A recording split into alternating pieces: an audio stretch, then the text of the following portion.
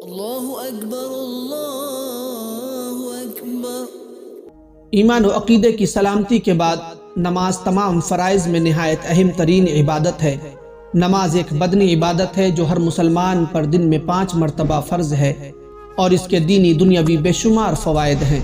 It has innumerable benefits having deep positive impact on each every sphere of human life.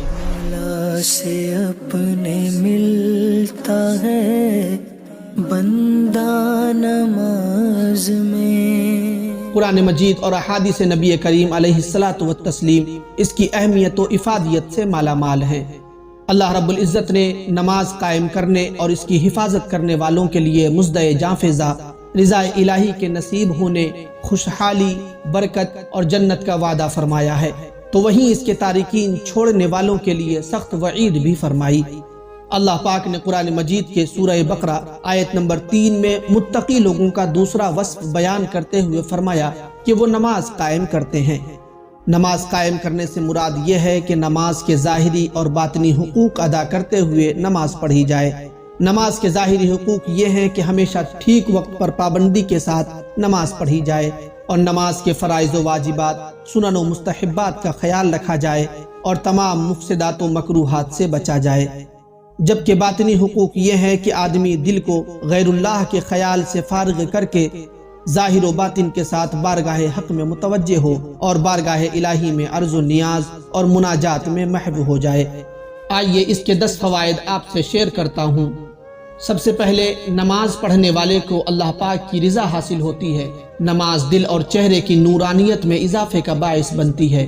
نماز پڑھنے سے انسانی جسم کو سکون ملتا ہے، ساتھ ساتھ نماز رحمت الہی کا ذریعہ اور روزی میں برکت کا بھی سبب ہے۔ نماز بے حیائی اور بے پردگی سے بچاتی ہے، نامہ اعمال میں اضافہ کرتی ہے اور قبر کی دہشت کو ختم کرتی ہے۔ جنت میں داخل ہونے کا اجازت نامہ ہے اور دوزخ کی آگ سے نجات کا بہترین ذریعہ ہے۔ یاد رکھیے، جو لوگ نماز کی فکر رکھتے ہیں وہ دنیا کی فکروں سے آزاد ہو جاتے ہیں۔ نماز قائم کرنے کے فضائل اور نہ پڑھنے والوں کے لیے وعیدیں۔ قرآن مجید اور احادیث میں نماز کے حقوق کی ادائیگی کے ساتھ نماز پڑھنے والوں کے فضائل بیان کیے گئے اور نہ پڑھنے والوں کی مذمت بیان کی گئی ہے۔ پارہ نمبر 18 سورہ مومنون میں اللہ تبارک و تعالی کا ارشاد ہے، قد افلح المؤمنون الذین هم فی صلاتهم خاشعون۔ بے شک ایمان والے کامیاب ہو گئے جو اپنی نماز میں خشوع و خضوع کرنے والے ہیں۔ ایمان والوں کے اوصاف بیان کرنے کے بعد ان کا ایک وصف یہ بھی بیان فرمایا، والذین هم علی صلواتهم یحافظون اولئک هم الوارثون الذین یرثون الفردوس هم فیہا خالدون۔ یہی لوگ وارث ہیں، یہ فردوس کی میراث پائیں گے، وہ اس میں ہمیشہ رہیں گے۔ نماز میں سستی کرنے اور چھوڑنے والوں کے بارے میں وعیدیں۔ پارہ نمبر 5 سورہ نساء آیت نمبر 142 میں ارشاد ہوا، ان المنافقین یخادعون اللہ وہو خادعہم وَإِذَا قَامُوا إِلَى الصَّلَاةِ قَامُوا كُسَالَىٰ يُرَاءُونَ النَّاسَ وَلَا يَذْكُرُونَ اللَّهَ إِلَّا قَلِيلًا۔ بے شک منافق لوگ اپنے گمان میں اللہ کو فریب دینا چاہتے ہیں اور وہی انہیں غافل کر کے مارے گا، اور جب نماز کے لیے کھڑے ہوتے ہیں تو بڑے سست ہو کر لوگوں کے سامنے ریاکاری دکھاوا کرتے ہوئے کھڑے ہوتے ہیں اور اللہ کو بہت تھوڑا یاد کرتے ہیں۔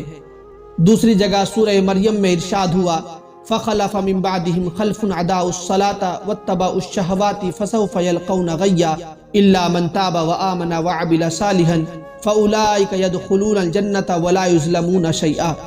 تو ان کے بعد وہ نالائق لوگ ان کی جگہ آئے جنہوں نے نمازوں کو ضائع کیا اور اپنی خواہشوں کی پیروی کی، تو ان قریب وہ جہنم کی خوفناک وادی غے سے جا ملیں گے، مگر جنہوں نے توبہ کی اور ایمان لائے اور نیک کام کیے تو یہ لوگ جنت میں داخل ہوں گے اور ان پر کوئی زیادتی نہیں کی جائے گی۔ حضرت عثمان غنی رضی اللہ تعالی عنہ فرماتے ہیں، سرکار دو عالم صلی اللہ علیہ وسلم نے فرمایا، جس نے میرے اس وضو کے طرح وضو کیا پھر اس طرح 2 رکعت نماز پڑھی کہ ان میں خیالات نہ آنے دے تو اس کے پچھلے تمام گناہ بخش دیے جائیں گے۔ حضرت عقبہ بن عامر رضی اللہ عنہ سے روایت ہے، سید المرسلین صلی اللہ علیہ وسلم نے ارشاد فرمایا، جو بھی مسلمان اچھے طریقے سے وضو کرتا ہے پھر کھڑے ہو کر اس طرح 2 رکعت نماز پڑھتا ہے کہ اپنے دل اور چہرے سے متوجہ ہو کر یہ 2 رکعتیں ادا کرتا ہے تو اس کے لیے جنت واجب ہو جاتی ہے۔ حضرت عبداللہ بن عمر رضی اللہ عنہ سے روایت ہے، حضور پر نور صلی اللہ علیہ وسلم نے فرمایا، جس نے نماز پر مداومت کی تو قیامت کے دن وہ نماز اس کے لیے نور، برہان اور نجات ہوگی، اور جس نے نماز کی محافظت نہ کی تو اس کے لیے نہ نور ہے، نہ برہان، نہ نجات، اور وہ قیامت کے دن قارون، فرعون، حامان اور ابی بن خلف کے ساتھ ہوگا۔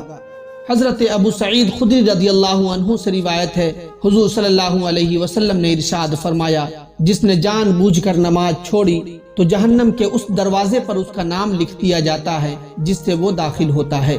اللہ تبارک و تعالی ہمیں نمازوں کو ان کے وقتوں پر ادا کرنے کی توفیق عطا فرمائے۔